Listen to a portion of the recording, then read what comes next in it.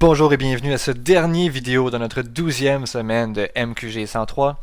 Dans cette vidéo-ci, tel que promis, on va se concentrer sur les sommes géométriques. On va réaliser des exercices en lien avec ce concept-là.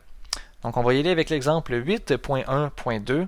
Donc, dans cet exemple-là, on a directement des sommes à aller solutionner. Puis après, on va avoir un exemple qui va être en lien avec une mise en situation. Donc, pour l'exemple A, qu'est-ce qu'on a? On a une sommation, on a des choses à aller vérifier là-dedans. Donc, premièrement, il faut regarder à quel indice est-ce que ça part, cette sommation-là. Donc, vous voyez, là, ici, ça part à 1. Donc, ça veut dire qu'on va pouvoir utiliser la première formule, en fait, qu'on a étudiée là, dans la dernière vidéo, c'est-à-dire la formule qui est ici.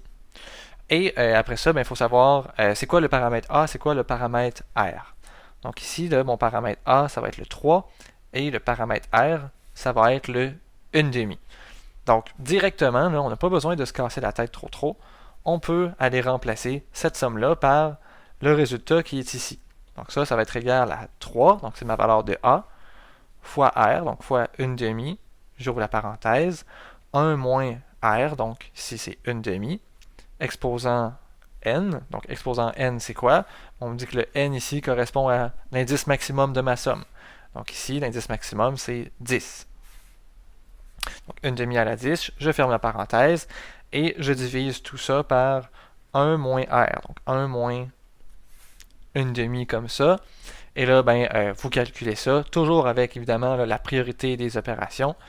Et vous allez aboutir là, sur un 2,99 et 71. Donc ça, c'est pour la première somme. Donc, vraiment, là, on identifie les paramètres. Et après, là, si on peut l'utiliser directement, on le fait, on le pitonne et on obtient le résultat. Pour ce qui est de la deuxième somme, donc vous voyez, là, je l'ai en bas ici, on va la laisser ici pour pouvoir comparer avec notre formule générale. Donc, qu'est-ce qu'on a? On voit là que ça part encore à 1, donc on est correct, on pourrait utiliser ça ici. Par contre, l'exposant ici est à K-1, alors que nous, on demande d'utiliser un exposant qui est exactement à K. Donc, on va devoir faire un certain ajustement pour pouvoir utiliser là, vraiment le résultat qu'on a. Donc, je vais vous proposer ici, en fait, deux méthodes pour aller solutionner ce problème-là. Donc, premièrement, ce qu'on peut faire, c'est qu'on peut utiliser les propriétés des exposants. Donc, si là, je garde sommation, k est égal à 1 jusqu'à 10, je garde mon 6, et là, ça ici, là, k-1, on peut le splitter comme étant deux facteurs. Donc, c'est la même chose que si j'avais 4 cinquièmes à la k fois 4 cinquièmes exposant moins 1. On se rappelle, là, quand on a la même base, les exposants s'additionnent. Si j'additionne k et moins 1, j'obtiens effectivement k-1. L'avantage de faire ça, on peut réécrire par la suite sommation k est égal à 1 jusqu'à 10.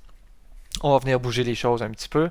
On va écrire 6 fois 4 sur 5 à la moins 1. Et après, on va avoir 4 sur 5 à la k. Et donc, tout ça ici, ça va devenir ma nouvelle valeur de A. Et le 4 cinquième que j'ai ici, ça va être mon paramètre R. Et ça ici, je n'irai même pas le calculer. Vous allez voir pourquoi. Là. Donc, si je remplace ça, donc en utilisant la formule qu'on a utilisée en A, donc on remplace. Donc, premier paramètre à écrire, c'est A. Donc ça, c'est 6 fois 4 cinquièmes à la moins 1. Après, on remplace notre R. Donc c'est ici, notre R, c'est 4 cinquièmes. Et après, on rouvre la parenthèse. On fait 1 moins notre R. Donc 4 cinquièmes. Et toujours l'exposant N. Donc ici, c'est encore 10. On divise tout ça par 1 moins R. Donc 1 moins 4 cinquièmes. Et on pitonne ça. Et là, l'avantage de l'avoir laissé comme ça, c'est que ici, 4 cinquièmes à la moins 1 et 4 cinquièmes vont venir se canceller. Vous pourrez l'essayer sur votre calcul au besoin, mais ça se cancelle. Et au final, là, ici, on va trouver là, quelque chose qui tourne autour du 26,7788. Ça, c'était une première manière d'aller s'en sortir. La deuxième chose que je vous propose, deuxième démarche là, qui serait tout aussi valable. Donc, on repart là, de notre problème.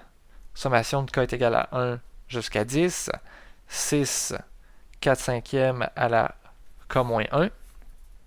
Donc, ce que je vous propose de faire ici, là, c'est d'aller faire un changement de variable. Donc, on a vu les changements de variable pour les intégrales. On va utiliser un peu la même chose, mais pour la somme. Donc, ici, moi, j'aimerais ça avoir juste K ou juste une variable. Donc, je vais venir poser M est égal à K-1. Donc, ça, qu'est-ce que ça veut dire? Ben, ça veut aussi dire que M plus 1 est égal à K. Donc, c'est la même chose, juste en envoyant mon moins 1 de l'autre côté. Et là, je peux venir ajuster aussi les bornes ici, comme on allait ajuster les bornes d'intégration quand on avait un changement de variable. Donc, quand K est égal à 1, M est égal à quoi? Ben, quand K est égal à 1, si je remplace ici, je vais trouver que M est égal à 0. Et quand K est égal à 10, ben, on va trouver que M est égal à 9. Donc, cette sommation-là va être égale à la sommation. Donc, ici, on aurait M est égal à 0 jusqu'à 9, 6, 4 cinquièmes à la M. Et là, ben, si vous n'aimez pas avoir des M là, ou peu importe la lettre que vous choisissez pour votre changement de variable, vous pouvez très bien aller remettre là, un K ici. Et ben là, on se retrouve pas avec la même formule qu'on avait au départ. C'est avec la deuxième formule qu'on avait présentée à la fin du dernier vidéo. Mais ça va tout à fait fonctionner. Cette fois-ci, notre A va être le 6, le R va être le 4 cinquième, et on va remplacer. Donc, on va avoir A, c'est 6. Après ça, on a 1 moins 4 cinquièmes, donc ça, c'est la valeur de R. Et là, on prend la borne supérieure plus 1. Donc, ici, on va avoir 10. Et on divise par 1 moins 4 cinquièmes, et vous allez voir là, que ça donne exactement la même chose. 26,7788. Et donc, on va poursuivre de l'autre côté. On a un dernier exemple de cette façon-là. Donc, ici, on nous part directement avec une sommation qui part avec un 0. Et donc, on va aller voir qu'est-ce qu'on peut faire avec tout ça. Donc, ça n'a pas l'air d'être écrit de la même manière que d'habitude. On va devoir travailler un petit peu l'expression. Garder notre somme à 0 jusqu'à 10. Et là, il faut voir, là, ça ici, là, le 3, là, c'est comme si c'était une constante. D'habitude, la constante, là, on aimait ça la sortir un peu pour qu'elle soit à part, quand on avait des x ou peu importe, là, quand on avait des dérivés ou des intégrales. On va faire un peu la même chose. On va le mettre un peu à la part ici. 3 fois, il nous reste 1 ici sur 4 exposant K. Mais 1 c'est exactement la même chose que 1 exposant K, peu importe l'exposant qu'on met là-dessus. Donc, ça ici, là, je pourrais l'écrire de cette façon-là, en rajoutant un K là. Et après, avec les propriétés des exposants, ce que j'ai le droit de faire, j'ai le droit d'aller mettre une parenthèse là-dessus et de le mettre exposant K. Donc, quand on a vraiment là, soit une division ou soit tous des facteurs là, avec une parenthèse, ben, l'exposant va venir se distribuer sur chacun des facteurs. Donc, il va venir retrouver exactement la forme qu'on a ici. Et l'avantage de faire ça, ben, c'est qu'en faisant ça, on retrouve la formule habituelle. Donc ici, on a notre A. Ici, on a notre R. Et on prend la formule pour le K est égal à 0. Donc, on se retrouve ici avec notre A, 3. On ouvre la parenthèse 1 moins R, donc 1 moins 1 quart. L'exposant, c'est quoi? C'est la borne supérieure plus 1. C'est 11. Et on divise tout ça par 1 moins 1 quart. Donc, ça nous donne ici là, une valeur à 4,0000. En fait, c'était 3,99 qui a été arrondi. Donc, j'ai arrondi ici là, à 4. Et finalement, donc pour terminer cette semaine, on va y aller avec un dernier exemple, toujours d'une somme géométrique, mais avec un contexte en problème. Donc, l'exemple 8.1.3 qui sont les effets multiplicateurs. Donc ici, on suppose quelque chose d'assez fort. Là. On suppose que 90% de tous les revenus de quelqu'un sont dépensés et que la balance, donc le 10%, lui va être épargné. Donc, on voudrait savoir là, si on est un gouvernement et que on permet une certaine remise, donc un certain crédit d'impôt, une remise d'impôt de 40 milliards de dollars, combien de dépenses est-ce que ça va générer? Donc, on peut aller calculer tout ça. Donc, les dépenses totales, qu'est-ce que ça va être? Donc, on va partir de notre 40 milliards de dollars et on sait que de ça, ben, il y en a 90% qui vont être dépensés. Donc, 40 fois 90%, donc fois 0.90. Ça, on peut calculer ça. Ça ici, là, ça nous donne 36 milliards. Sauf que ce 36-là, là, si moi je vais dépenser de l'argent, il y a quelqu'un qui reçoit de l'argent. Donc ça ici, là, c'est un certain revenu, potentiellement un revenu pour des commerçants ou quelque chose comme ça. Donc, qu'est-ce que ça veut dire? Ça veut dire qu'eux aussi vont aller dépenser ça. Donc, il va avoir le même chiffre, donc ce 40 fois 0.9 là, ben lui aussi, il y a 90% de ce montant-là qui va être dépensé. Et donc ça, ben, si c'était vraiment, mettons, les commerçants qui avaient ça, ben, les commerçants, eux, ils achètent des produits, ils achètent des choses à des fournisseurs. Donc, cette valeur-là, elle aussi, va être encore une fois redépensée. Donc, on va avoir 40 fois 0.9, qui était le revenu au départ. Après, tout ça fois 0.9 pour les commerçants.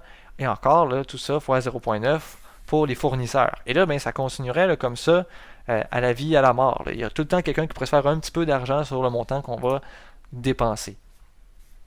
Donc on voit là, que ça va comme tout le temps continuer. Et ben, on pourrait réécrire toutes ces valeurs-là un peu autrement. Donc au départ, qu'est-ce qu'on aurait? Bien, ici, on aurait 40 fois 0.9. Après, on aurait 40 fois... On a 0.9 deux fois, donc 0.9 au carré. Plus 40 fois 0.9 trois fois, donc au cube. Et ainsi de suite. Donc ça, ben, on l'écrirait un peu autrement. Ça, on pourrait l'écrire sous forme de somme. Donc, on écrirait 40 fois 0.9 exposant k.